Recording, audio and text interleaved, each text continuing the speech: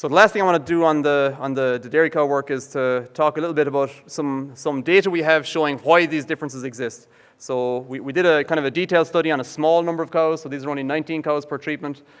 And these cows were scanned regularly, they were bled regularly, and we measured follicles, we measured corpus luteum, we measured estradiol, we measured progesterone, we measured timing of ovulation. This is the ovulation rate to that first GnRH1, so you can see that this isn't significant, but we are getting a lower ovulation rate to the cows that got progesterone devices inserted compared to the cows that were on the OVSync protocol alone. So again, that progesterone in the system, because they're put in at the same time, you get a poorer ovulation response. But when it comes to the size of dominant follicle at ovulation, there's a smaller dominant follicle in the cows on the OVSync protocol. This is circulating estradiol, so this is time relative to prostaglandin F2 alpha here. The cedar would have been pulled out roughly here, and you can see that the OVSync cows have lower circulating estradiol compared to the two protocols that had a progesterone device. So up to this point, the red and the yellow treatment are the same, and the black line here indicates the timing of GnRH. So when you give that GnRH, it causes an LH surge, and you get pretty much immediate smackdown of circulating estradiol. So you cause differentiation of the follicular cells, and they stop making estradiol, basically. And you can see that in the red treatment, that the timing of when that happened is quite a bit more variable. So estradiol just stayed higher for longer. So the peak in pre-ovulatory estradiol is lower in the OVSync cows, and also the time of peak estradiol relative to when prostaglandin was administered is earlier in our 2 time-day eye treatments.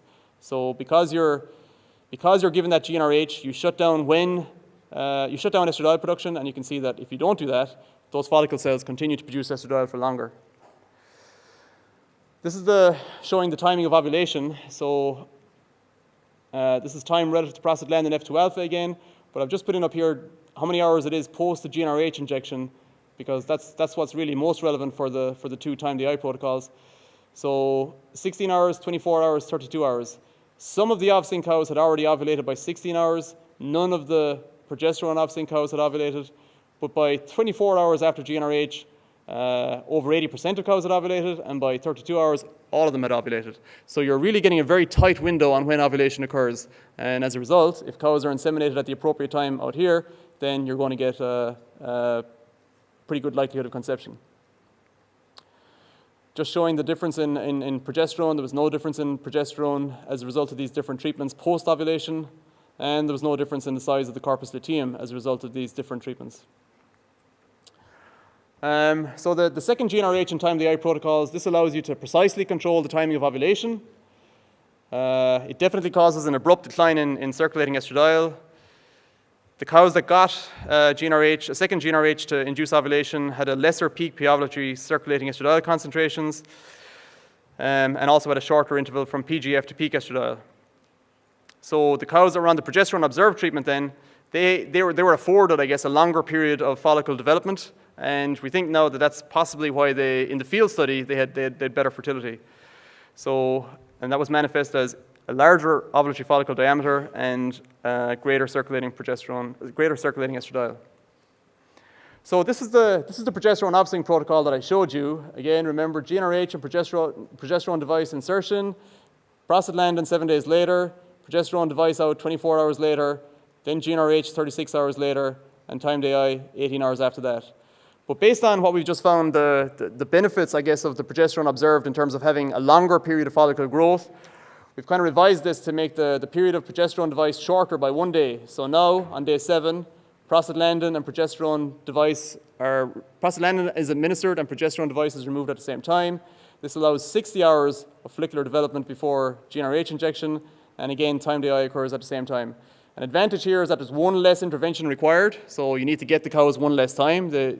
You do the prostaglandin and the progesterone device removal at the same time, and that allows the longer period of follicular development. Now, we haven't done a study to compare this protocol and this protocol, but we've been using this one whenever we need to do it in Moore Park herd for the last number of years, and we're certainly satisfied that the fertility performance has not deteriorated. We can't say that it's got better. So what's the cost benefit of time-day eye in dairy cows? So the advantages are increases in submission rate. You're going to get more cows bred at the start of the breeding season. increase in AI usage, which this may not be a problem in some farms, but clearly a lot of farmers are still using stock bulls to generate replacements. But if you're going to synchronize cows, that affords the possibility of, if you know in advance when they're going to get bred, you can obviously schedule the insemination. Shorten the interval from calving to pregnancy.